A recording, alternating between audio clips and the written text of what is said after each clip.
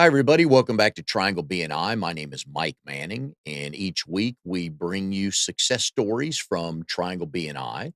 If you are not familiar with BNI, it is Business Networking International, the world's largest networking organization. And our little slice of heaven here, if you're not familiar with Central North Carolina, is Raleigh, Durham, and Chapel Hill, which we call the Triangle. 29 chapters, six trying to get formed, almost 700 members. If you or someone you know is trying to start a business or grow a small business, we'd love to have you come visit one of our chapters, see how it works. We know you'll meet some wonderful people. You can go to trianglebni.com. Up in the upper right-hand corner, there's a find a chapter. You can look at all the chapters, mornings or lunch, 5 days a week. Please come out and take a look at what we do. I know we can help you grow your business. And our guest this week is Brian Herberger with AFLAC and Brevity and Associates. Brian, good to have you here How today. you doing? Thanks for having me. This is a story. This is a show about stories, All and I right. know you got plenty of them. I think you're a first and a second, but we'll get to those on a couple of your bullet points in your career. Got it. You are in RD16, which is Glenwood South. We've already had 4 folks from your chapter already on the show. They meet Wednesdays at noon at Joco Restaurant. So if you like some good Mexican food, want to meet some folks who are successful small business owners, please come out and visit their chapter. So 2018 is done. 2019, we're 1st of February. How's the year looking so far business wise? Good. Off to a good start. This is a business in the insurance world. Some people like to make some of those New Year's resolutions to take better care of themselves, and sometimes that actually comes to fruition. So Yes. better protect themselves, their families, and yeah, it's been a good start so far. Do you get a lot of people call and go, we've been meaning to, and then they fill in the blank? Yeah, well, especially after the holidays, Mm.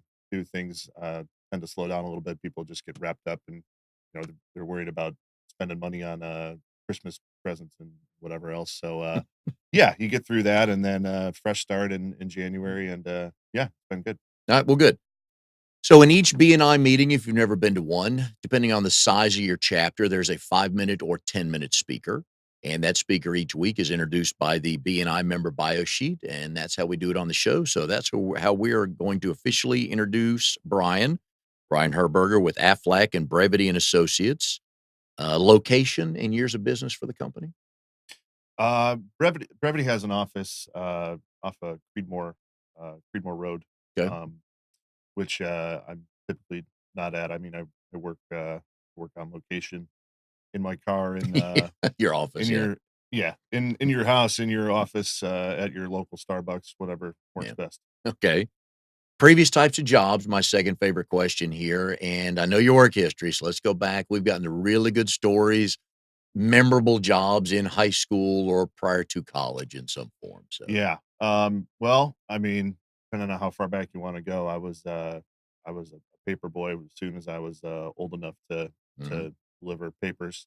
Um, at about age 11, and then it seems that every time I start a job, the rest of my family stays in that industry for the rest of their lives.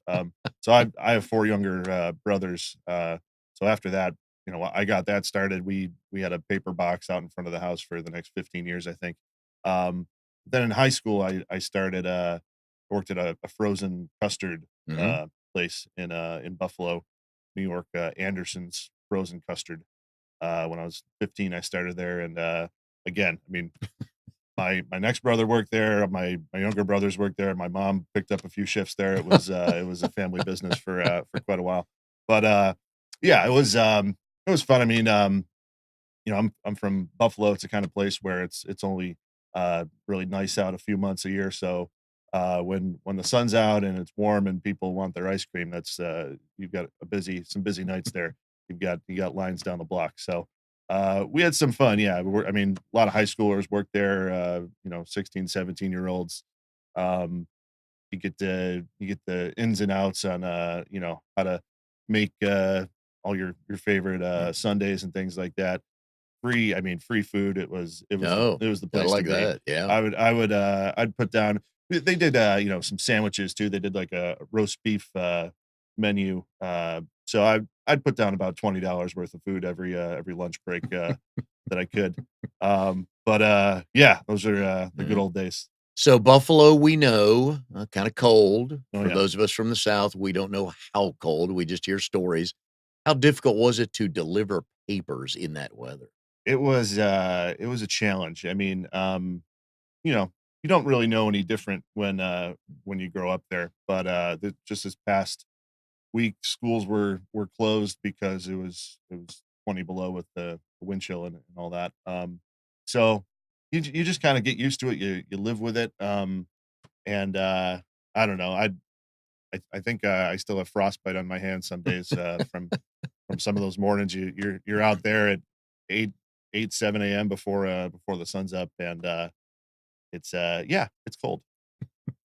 Would you have to walk some mornings because there's so much ice Oh and you yeah. couldn't even ride your bike or however you Um, transported the papers? yeah, I mean, my father would help me out, with the car on the bitter cold days, and you'd get to warm up, for a few minutes here and there, but, yeah, I mean, I'm dragging a wagon through, sidewalks and unplowed, streets, and, it was an adventure. So sometimes, yeah, you had you get the brothers out there to help you, the younger, uh, siblings out there, and you can, maybe knock it out in 30, 40 minutes, but yeah, I mean, every day, you're a kid. You got to deliver Saturday and Sunday morning papers. I Oh, mean, yeah. holidays, the early morning delivery is in effect. So there was a good stretch of years where I was up every morning before 7 o'clock. No weekends off.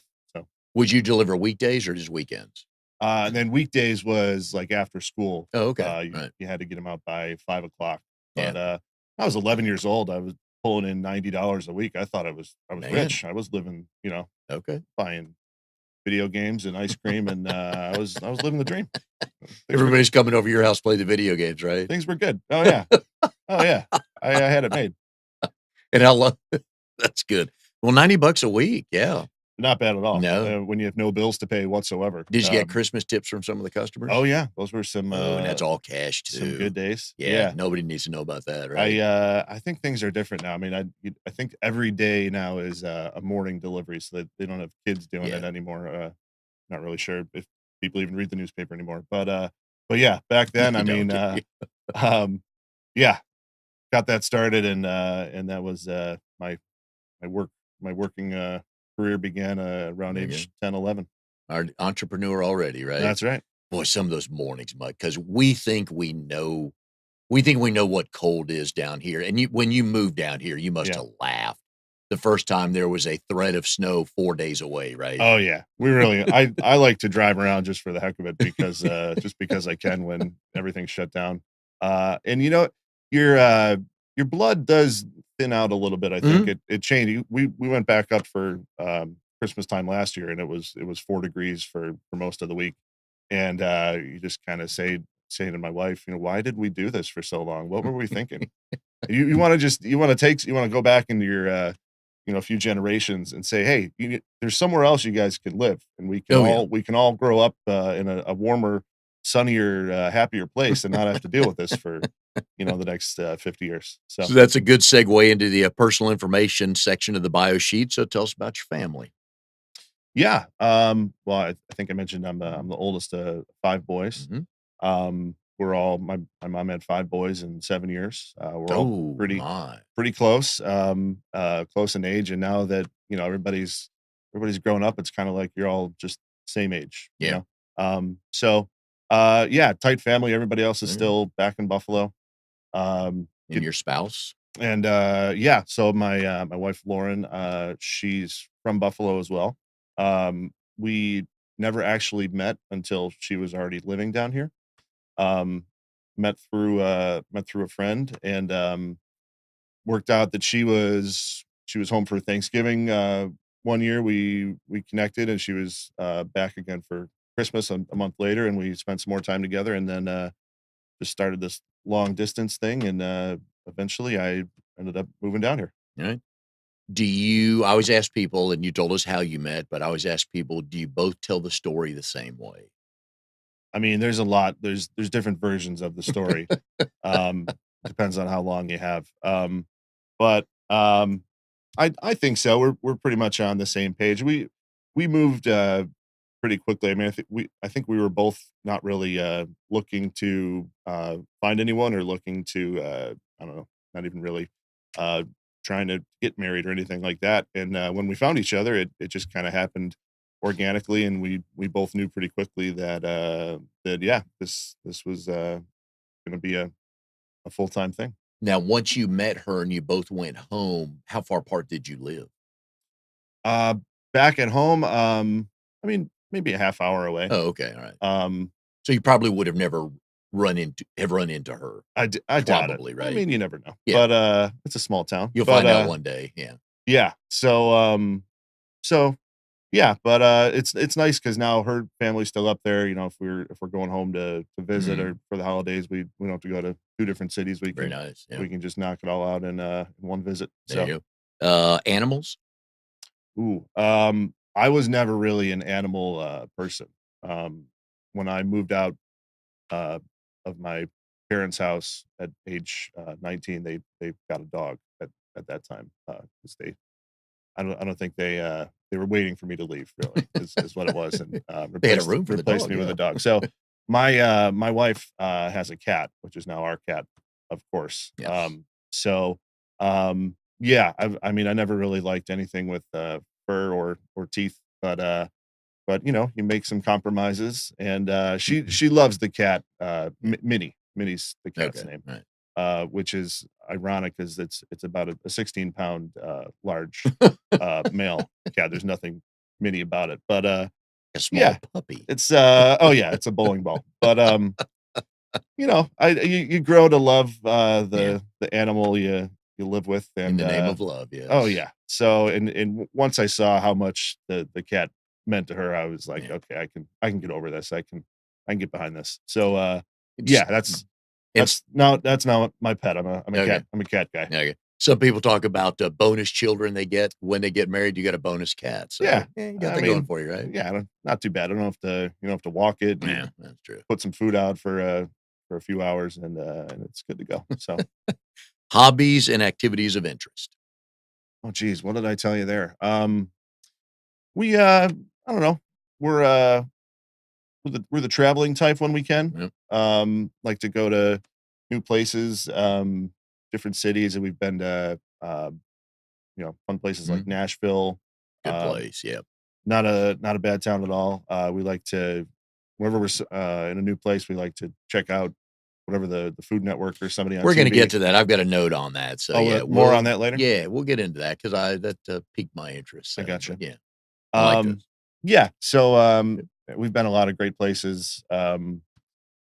She won a trip to Hawaii mhm, through her company, so we nice. got to go to Hawaii on the company's dime, Oh, very nice, okay. which was great. I mean, we were there for about a week, Mm, and you know, um, yeah, it's a whole different world. So we like to yeah, check out new places, and you know, this is still sort of a new area for me. I mean, there's yeah, always new places I can yeah. find down here in Raleigh, Durham, wherever. Just So tell her to keep winning contests, right? absolutely, Everything will be good. we'll go wherever they want us to. City of residence, how long you guys been living here? We built a townhouse in Raleigh. Okay. And someone built it for us, but we got to Yes. pick out a lot of the details, and Oh, good. right off of Glenwood. Very cool. I tell people we're halfway between Crabtree and the Angus barn. That's pretty pretty much Okay. the middle point there, I like that. Yeah. right off of Glenwood. Plenty of There's place. You can go either direction, you can go find something fun to do. So yeah, yeah. there's a there's a movie theater right there. Mhm. Linwood Brewing is there. That's Yep. kind of a point of interest for or a reference point for some people. Oh, yeah.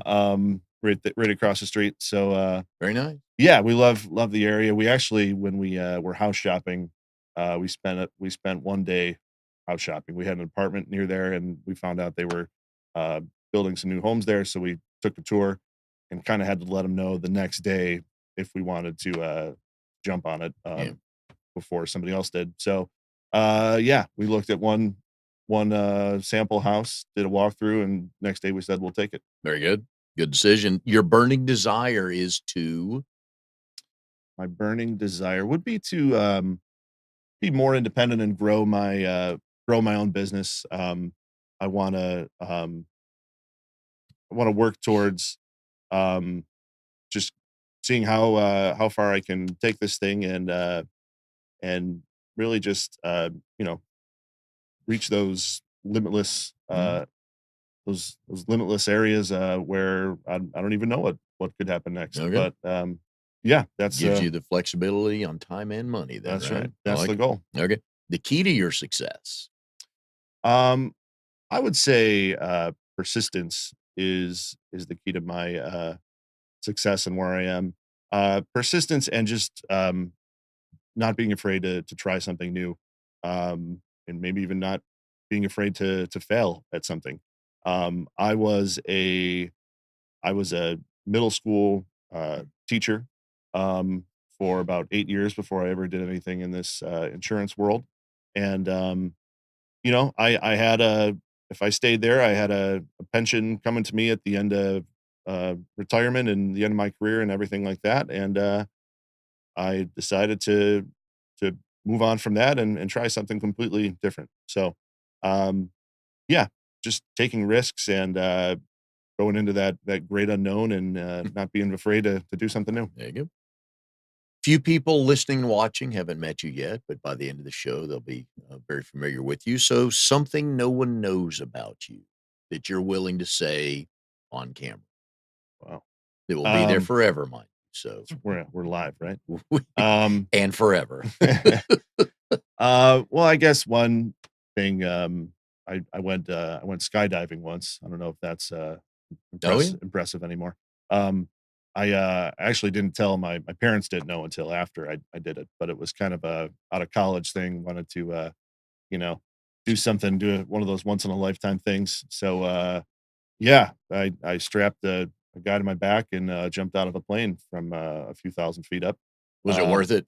it was yeah, I mean it was great. It was unlike anything else I've ever done. I mean you're in a plane and I've flown before, but um you you don't see the door open usually uh when you're on a Southwest flight, you know. So um yeah, and one thing I tell people was surprisingly once you're out and you're in free fall, it's surprisingly calming I've because heard that. Yes. you, I mean, you're falling, but it's so loud, you can't really hear anything other than the wind or whatever. So, it's just a sort of peaceful, kind of fixed feeling that you get, until the parachute opens up and you get to glide down. So, Yeah.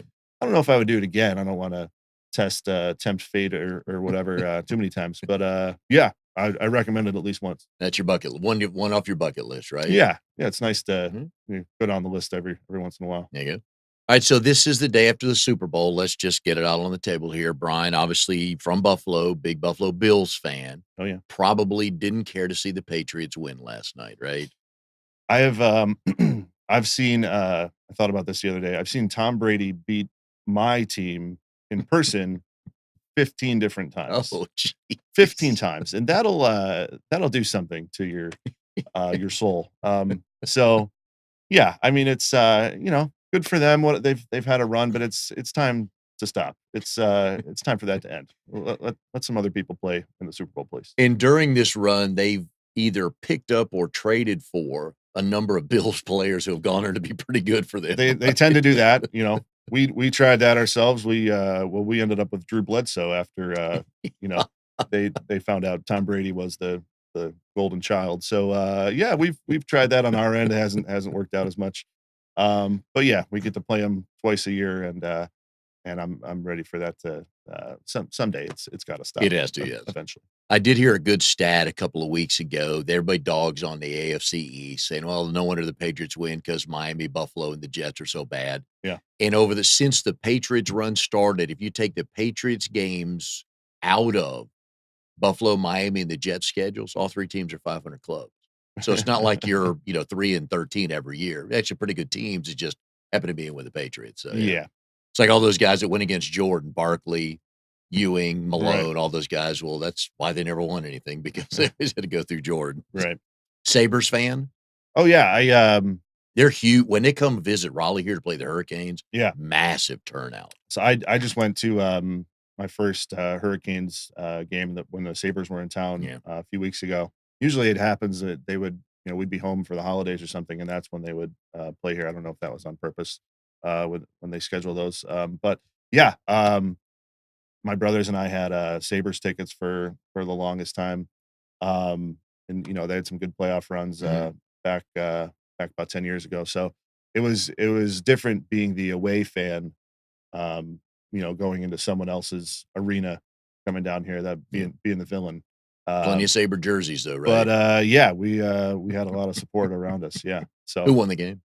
the Hurricanes won Oh, the really? game, Okay. They're yeah. playing decent this year. They're I think Yeah. last I checked a couple days ago, they're, like, neck and neck, Right so on. we're gonna be Yeah. fighting, with Carolina till the end Mhm. here, it looks like. So growing up in Buffalo, what baseball fan does that make you? I like baseball, but I never really had a team. I mean, you have, Toronto's Right actually there, yeah. about an hour and a half, 2 hours away. My brother's a big Mets fan.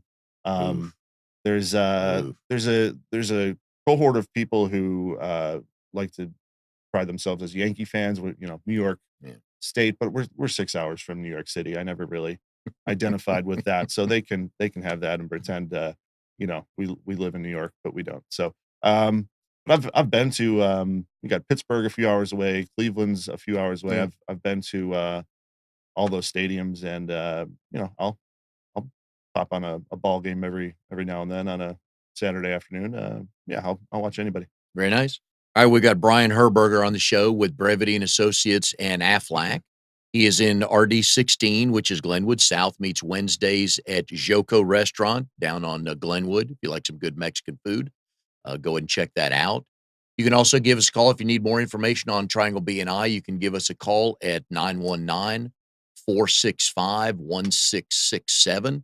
Talk to Steve or Mary or Brenda. They'll be more than happy to help you out, answer questions, give you some information about maybe what chapters to go visit, what you're looking for. But we recommend you go visit a chapter.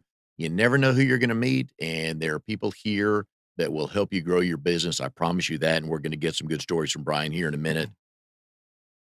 You joined. So I always ask people on the show, literally, the first time you ever heard BNI. Yeah. So, being, being new down here, within the last few years, I mean, I really other than my wife, I didn't know anybody. Um, so, I mean, networking, was important for me to get my foot in the door anywhere and just kinda build, that network of people who I can go to and who I know. One of my, managers at AFLAC, his name's Jed Busby. He's in a BNI group. So, um you know, I didn't know anything about BNI specifically. He brought me to my first couple meetings as a visitor, and I Mhm. went as a sub for him a few times. Um, so I mean, he's been in his BNI chapter for at least a few years, and he's always had nothing but good things to say about it. So, yeah, he was my foot in the door there. After you left your first BNI meeting, whether you went with Jed as well, I guess the first time you went with him as a visitor, when you left the meeting, what kind of thoughts were you thinking about? Oh, you know what? I could do this. I could do that. It would help me do this. What kind of thoughts like that did you have leaving there on how you might activate it if you ever joined one day? Yeah. I mean, I guess it seemed like a smart thing to do for me to eventually do. I kind of thought like, maybe in a couple years, when I'm more established and I have a bigger network myself to kind of offer and put on the table, then I'll look into this. But it happened a lot quicker than that. I less than I think 6 months later after my first meeting with Jed, I was part of Glenwood South connections. So I it was something I wanted to do eventually, Mhm. but it was about the right fit too. Yes. And visiting a few others. Every BNI chapter is a little different. Everybody kind of, even though there's that structure, everybody does some things their Mhm. own way. Um, so you know I wasn't in a rush, but it was kind of like meeting my wife. I finally you know visited this chapter, and I felt, yeah, this is the one I want to be a part of. So What was it about that one though that gave you that connection? Um, it was the people. I mean, um, it, it has less of that, and, you know, some chapters have this quality, but it had less of that, stuffy corporate feel, I suppose. It was people hanging out and being genuine and talking about their business, but, just kinda having everyday conversations and, joking around a little bit. Um, so, yeah, it didn't feel forced, um, as it might have with some of the others I visited, I guess. Yeah, and we've had, 4 people from your chapter. It's Sandra, who's the realtor. She was Yeah. the first one on. Jen, legal, Yep. was the second one on. Coach Chris, he did his 32nd, uh, presentation here with the band and stretch Oh, and yeah. everything. That was hilarious. Then He's the man. Kenny, financial guy we had on, he's the most recent one. I think he was on about a month or so ago here, Yeah. and they all kinda said the same thing about the group as you felt that tightness and the closeness of the group that you knew Yeah. once you got in there that they'd look out for you. Yeah. Great people. Um, those 4 you mentioned are, some of the best and, some Mm. of the lifeblood of our group. But, yeah, Mary Stocks actually brought me along, um, and introduced me to that group, specifically. So, It's one of her um favorite children, yes, it's your group, yeah. oh, yeah, and, I joined, almost a year ago, but we've been growing pretty steadily, Mm. this past year, and, uh, yeah, I mean, there's even a handful of, new and strong people since I joined. One of the neat there's many neat things about being part of a BNI chapter. One is it's seat specific, so you're the only life insurance person in there, so when has somebody they know that needs that, they say, "Oh, you gotta go call Brian. In a Right, discussion, he'll take good care of you." The other thing is what we must do is educate our fellow members as to, "Here's how you market and refer me." Life insurance can mean 100 things to 100 different people. right. So how do you educate the folks in the chapter there to help refer you and sell you to their family, friends, and clients?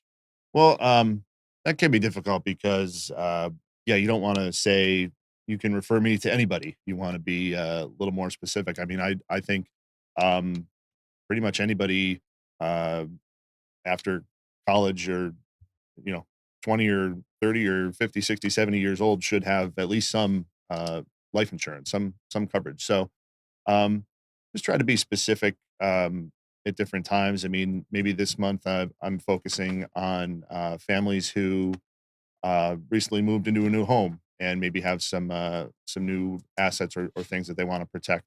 Um, Anybody with children just Mm. to, get people thinking of, different referral options out there. Or it just could be somebody with a parent or loved one who is in their 60s, 70s, 80s, and maybe doesn't have any uh, life coverage currently. And that's kind of where our mind goes first, or at least mine is, and the people I've had on the show before is we always think of our parents first, but we rarely think of our kids or even newborn. And I'll find any reason to mention my grandson Oliver, who is now 6 months and 6 days old. Wow, So that's great. love him. Yeah.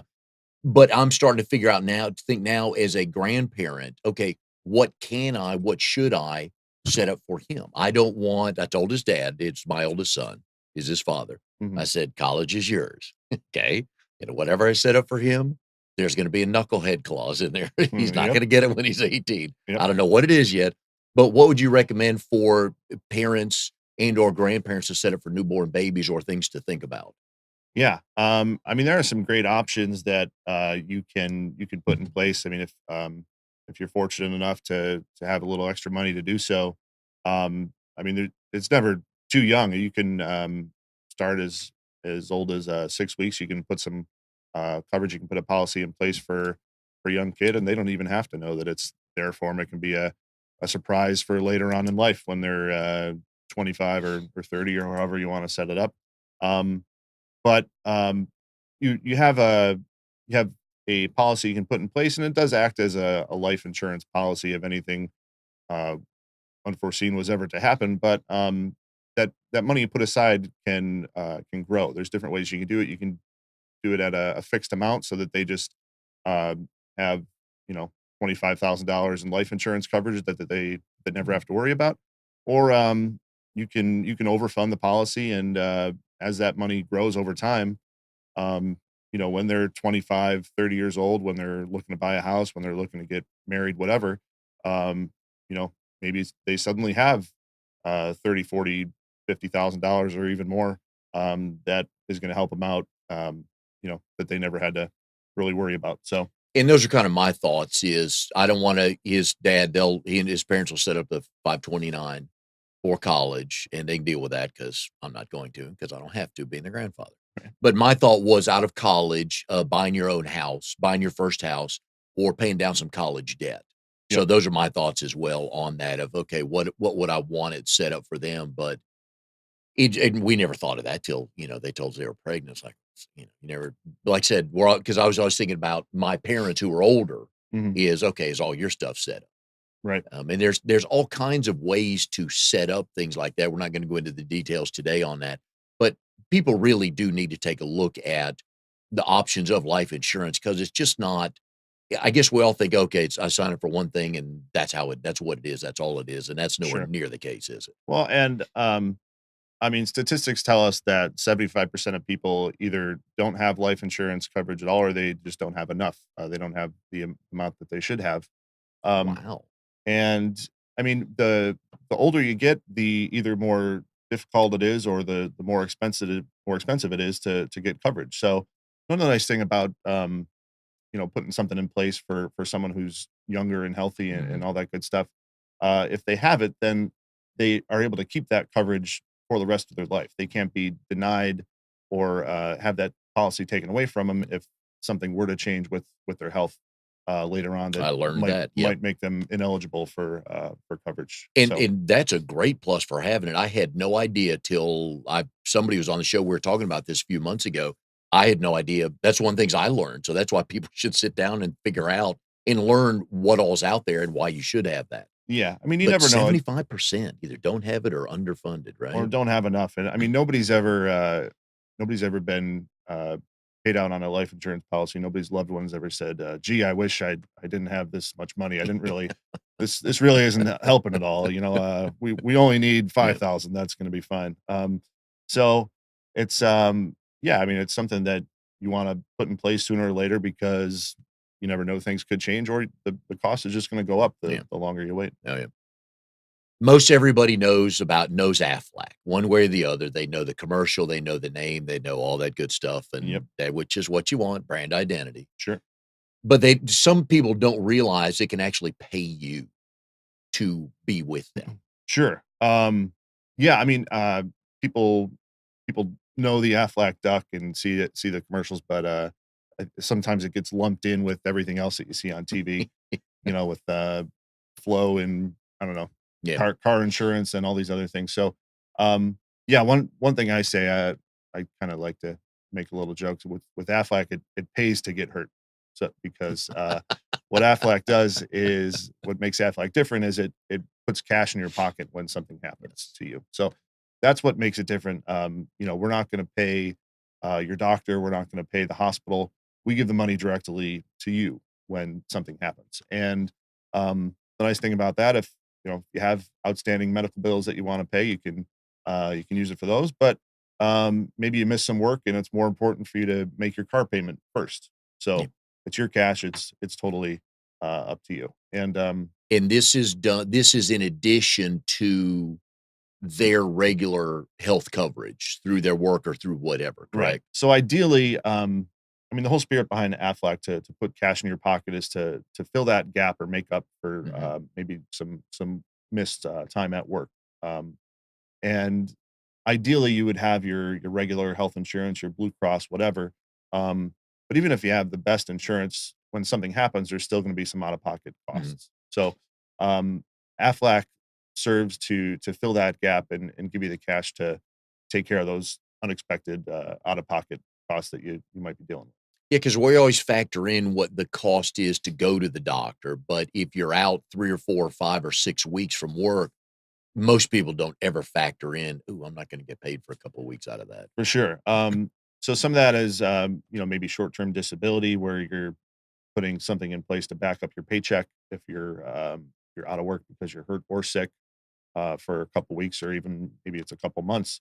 Um, when when people have something happen to them and the medical bills pile up, people typically don't go bankrupt because of the medical bills. They go bankrupt because they missed work and aren't able to pay the bills anymore. So, when those things add up, that's when people really get into trouble. They worry about, well, I'm going to have this hospital bill, but it's really the lack of income that uh, impacts people the most. So, those are the things that ideally you want to have in place because you know either that or you're that guy with the GoFundMe on Facebook, Which just hoping for the best. we've learned about those, yeah. Right.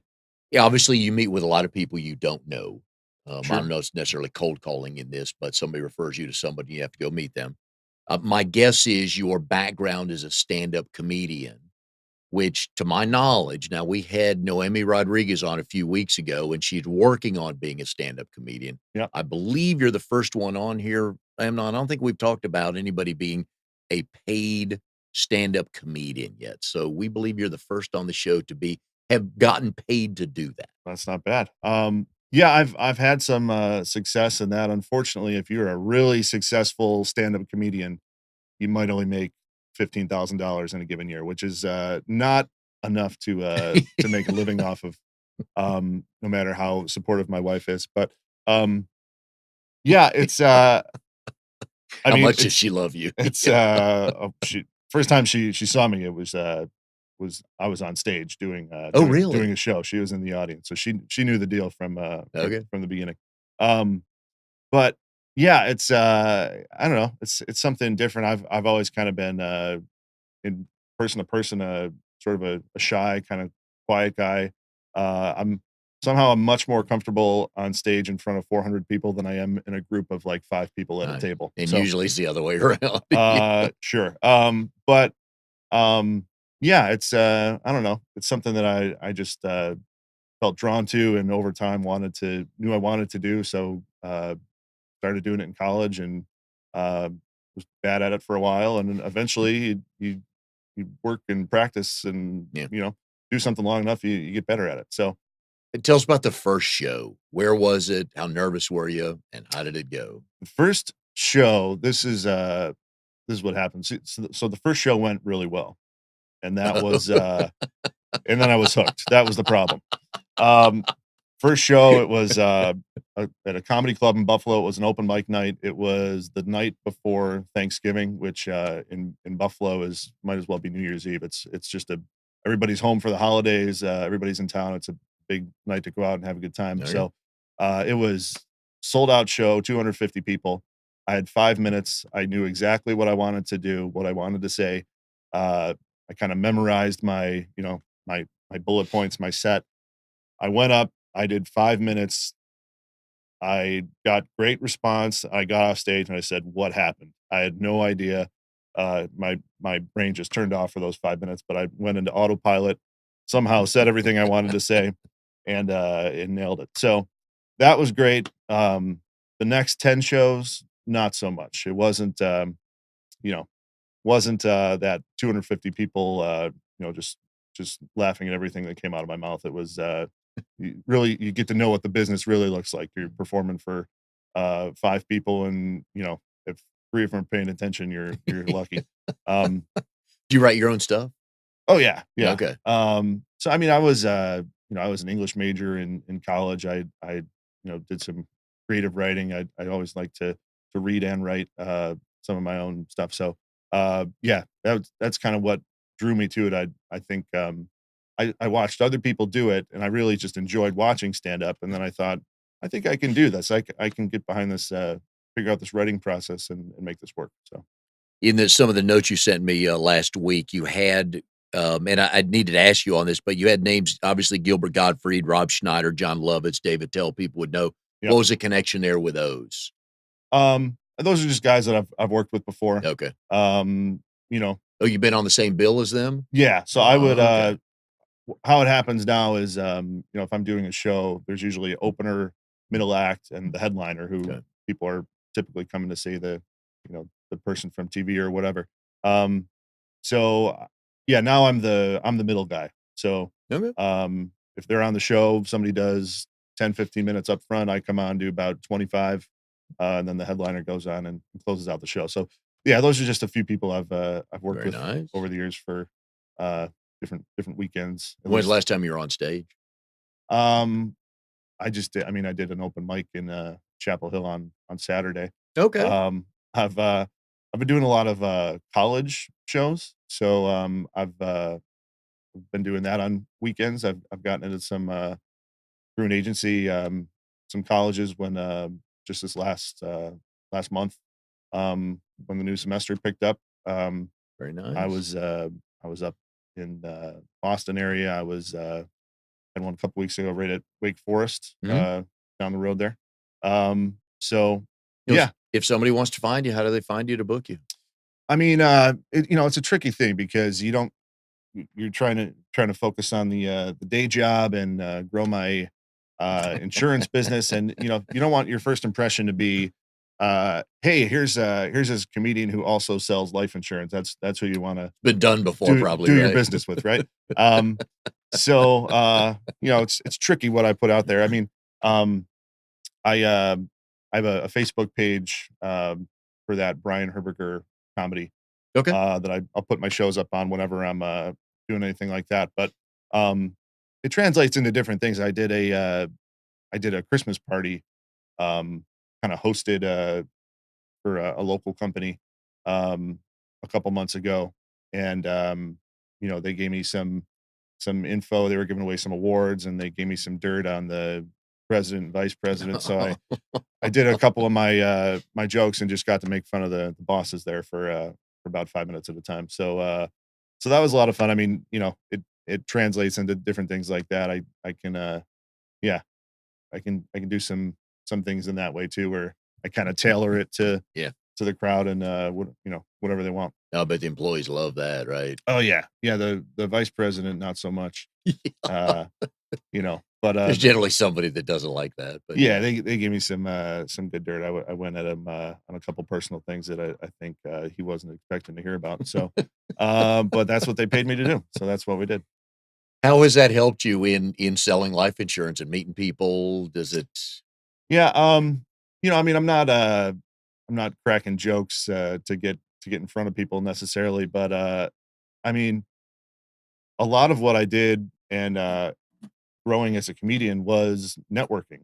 I Mhm. mean, um, you know, that's how you get anywhere in that business. You gotta, know the right people.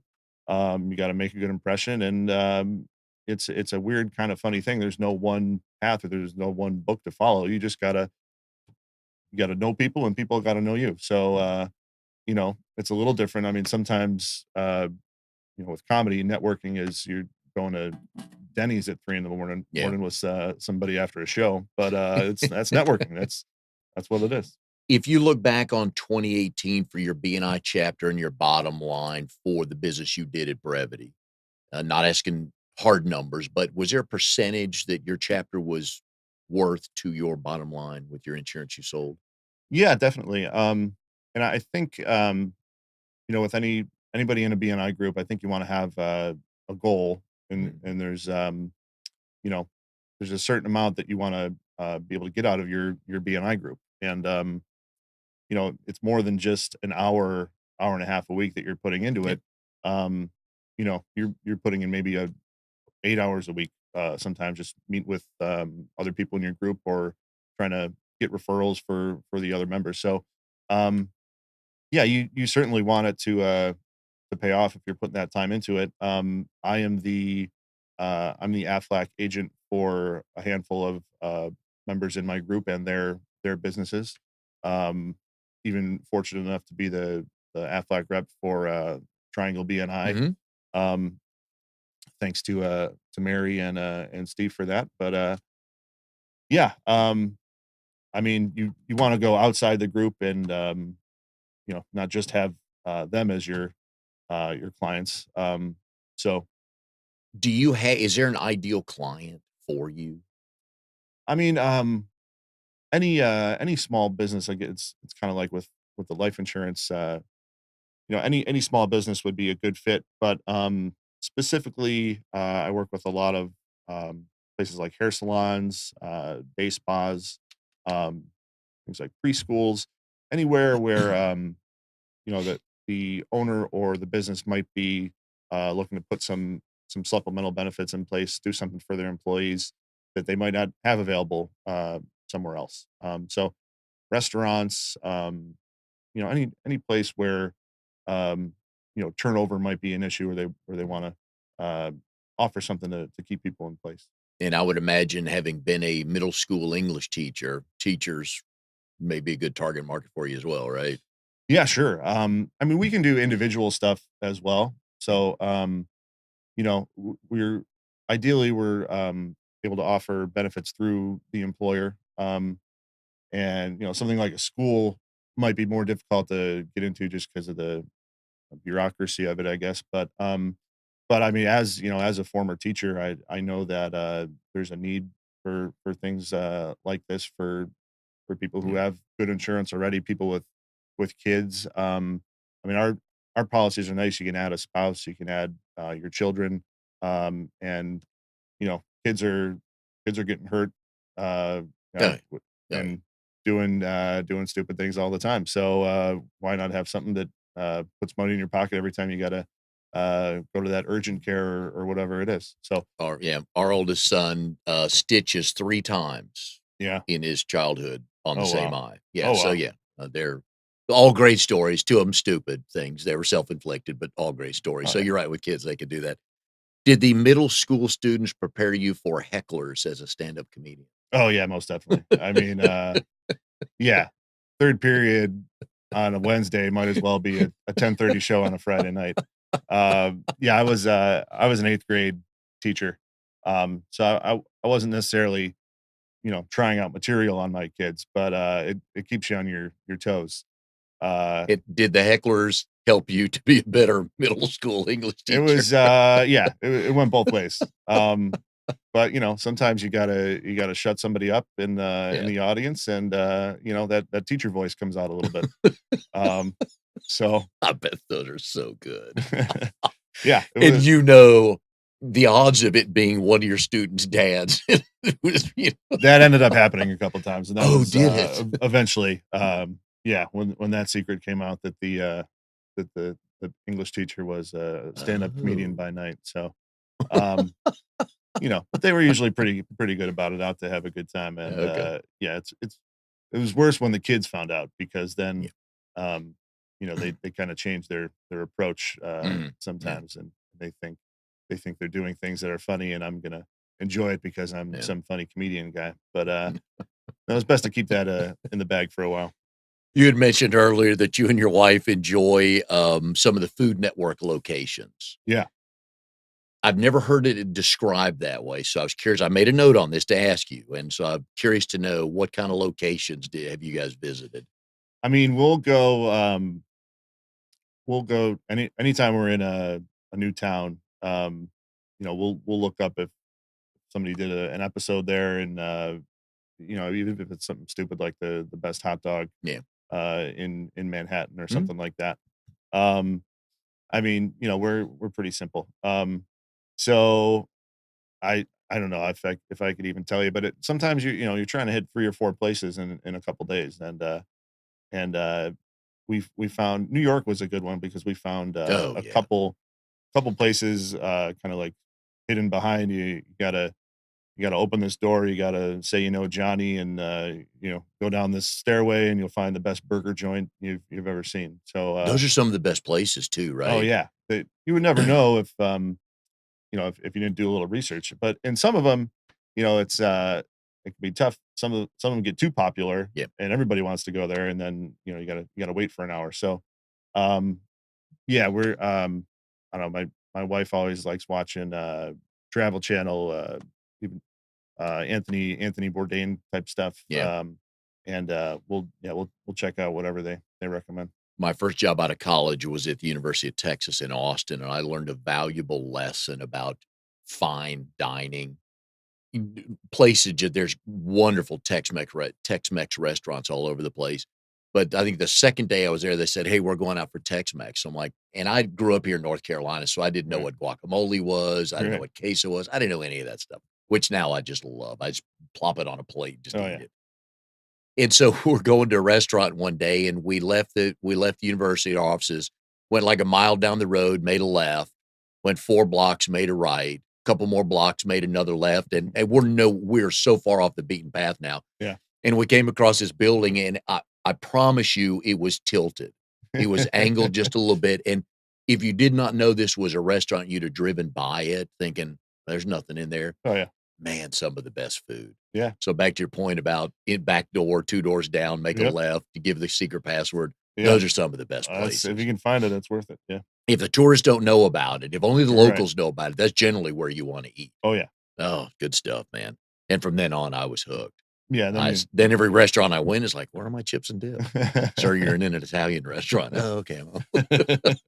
Oh, salsa? Nothing? You also sent me a note on dueling pianos. Does that Oh, mean you and yeah. your wife play those? Not at all. Okay. No, we, that's a fun thing we like to do when we're in a new town, we're somewhere on a Saturday night. That's usually our first choice. Well, if there's a spot that does, dueling pianos, that's usually a good way to get the night started for us. Okay. Uh, Seems to be fun. There was one here in Raleigh. I think they shut it down, last year. I don't know if that was our fault, but, yeah, it's, it's just a fun thing we ended up doing. That didn't happen after your only visit there, right? I don't think so. Um, but, yeah, I mean, and they seem to be, uh, similar. I mean, everyone we go to, we went to a fun one in Nashville, and you give the guy $5 and he'll play your song, and then if somebody doesn't want to hear the song, they give him $10, he'll stop playing. So Oh, it's, nice gig. yeah, I mean, they're doing okay. I wish I could play the piano. Um, Man, never but, heard of that before, but it that's a gets good game to it gets a play. little competitive and, it's a fun scene. Being a stand-up comedian, are you a karaoke singer? Sometimes, Okay. And we're my not asking quality, we're just asking if. yeah, my wife and I, did a right after our wedding, the day after our wedding, did a pretty killer, meatloaf duet, um, in Hawaii. So given the right circumstances, Yeah. yeah, I mean, it's not I wouldn't say I have a good singing voice or anything like that, but, there's a few numbers I can pull off. It's like Sinatra, just pick the right song. You can pull it off, right? Yeah, Not a yeah, great voice, but the songs he chose to yeah, sing, I very can well I done. can get through it, yeah. Your family, what was the first stand-up show you did where you knew your family was in the audience? And how Um did that go? I mean, it's always more stressful when there's people there. Um, I think I remember the first time, yeah, my mother came and wasn't really sure what she was going to see, and I wasn't overly vulgar or anything like that, but she was uh, she was very proud of and then wanted to invite everybody, and that wasn't the kind of support I was looking for. I wasn't looking for the whole neighborhood to come on down. But I mean, they're very supportive. They'll still come to my shows. My wife's parents, the first time they met me, what she brought them to another show. So the first time they met me, what they saw the whole act. They Oh, saw no pressure, they huh? saw Yeah. everything. So yeah. So I mean, they kind of know the deal too. But Now, the show your mom went to, she was not the subject matter of any jokes, was she? I don't, not back then. No. Another time, she almost got in a fight with a heckler because the heckler interrupted me, and then I heard a commotion in the back of the room, and my mom got involved, and eventually they removed the heckler, but yeah, that threw me off for a couple minutes because I heard my mom in the back. She goes, "Bry, I got this," Yeah. and I That's was, my boy. I said, I don't know if I should help Yeah, out or yeah. if I can just pretend this isn't happening right And then you hear the die down of the commotion, and then you hear, "Okay, sweetie, go ahead." now. Yeah, you kind of ruined my game here for the rest of the show. So So who gave you better material, your family or the students you taught? I definitely had a few student bits Oh, I bet. in there. Oh, Yeah, change a name to protect the innocent, but I bet you had some good ones absolutely. at that age, yeah. And you get, that was fun when you get some parents or even other teachers in the audience. I mean, they eat that stuff up. So, And they um, probably knew who some of the kids you were talking about, right? oh yeah, yeah, definitely. Yeah, there's no mistaking. You still have nightmares sometimes about some of these kids, but but God bless them. God bless teachers. I mean, I had a good run. I loved doing it. Mm. But I felt like I did my time, and it was time for something new. It's a calling, isn't it? Oh yeah, I mean, you're drawn to it because 'cause you're not in it for the money, and teachers get so little respect because they gotta yeah, put up with stuff that not even it's partly kids who don't wanna be there or just kind of are disruptive, yeah. but then these days that you have to teach a test. You can't even Right, teach the kids the information so they can learn, you gotta teach them how to pass a stupid test. right. Yeah, that Oh, was getting worse and getting frustrating. But there's times when it's excuse me. At times it's a lot of fun too. I mean, you know, I really enjoyed it at times, but it does wear on you. Yeah, there's some difficult challenges there that um, you know, I don't think a lot of parents understand just what goes on yeah, in in in and we a don't wanna know, in a yeah. school day to day. I mean, We you're doing a lot of babysitting Oh, at yeah. times. So If there are current teachers or former teachers out there listening or watching, we salute you because we know it is not an easy job, and we thank you for your service because God bless you. very little recognition.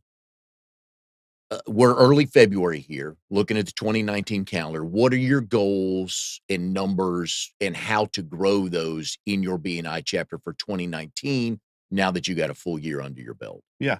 Um, I have some goals on referrals that I want to pass and kind of start that way. But um, yeah, I'm in a great spot with my chapter where now I have that network and I have people who I can introduce business owners to that people in my BNI chapter that might be able to help them in other ways. So that's something that has been really helpful just to have this great group to fall back on and all these other services in my tool belt that I can offer and recommend to people. And what have you learned now that you've got a full year under your belt, how you can help your fellow members? It's just about asking the right questions and keeping your ears open for certain pain points or things that my clients might be going through. Um, and that's all it is. It's getting to know your people that you work with and keeping your ears open and just waiting for that right moment or just making that introduction to somebody who you think would be a good fit together. Well, Brian, we appreciate having you on today. Brian Herberger with AFLAC and Brevity and Associates. You can find him day and night, either selling insurance or doing stand up somewhere. And I know the two keep you busy Oh yeah. and keep you focused and always looking forward towards the other one once you're doing one. So, but we appreciate you having on the show today. Next week, our guest, Joe Aiello with Riddick Insurance. And we thank you for joining us here on Triangle BNI.